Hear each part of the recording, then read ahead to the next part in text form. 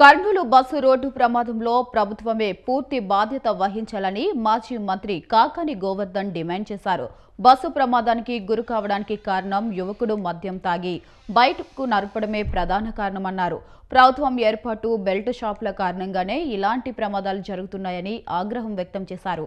ఇక కూటమి ప్రభుత్వం ఏర్పాటు చేసిన బెల్ట్ షాపులతో యువత తాగుబోతులుగా మారిపోతున్నారని ఆవేదన వ్యక్తం చేశారు.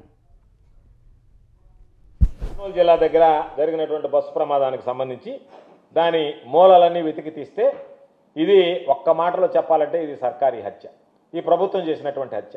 ఆ బస్సు ప్రమాదం జరిగినప్పుడు పోలీసులు ఇన్వెస్టిగేషన్లో ఏ పరిస్థితుల్లో బస్సు ప్రమాదం జరిగిందనేటువంటిది విచారించారు. ఒక యువకుడు తాగి బైక్ నడుపుతూ తూలిపోయి పడిపోయి డివైడర్ని గుద్దుకొని చనిపోయినటువంటి దాని మీద ఆ బస్సు డ్రైవర్ దాన్ని స్పీడ్గా బస్సును తోలడం, ఆ బస్సు కింద ఇది మంటలు రేగడంతో ఆ రాపిడికి పాపం 20 మంది దాదాపుగా సజీవ దహనం అయ్యేటువంటి పరిస్థితి ఏర్పడింది. బస్సు యాజమాన్యాల బాధ్యత తీసుకున్నా ఇంకొకరు తీసుకున్నా రాష్ట్ర ప్రభుత్వానికి ప్రధానమైనటువంటి బాధ్యతగా కనిపిస్తుంది. కారణం ఏమిటంటే ఆ సమయంలో ఆ యువకుడు అందుబాటులో ఉన్నటువంటి బెల్ట్ షాప్లో మద్యం సేవించి వెళ్ళడమే.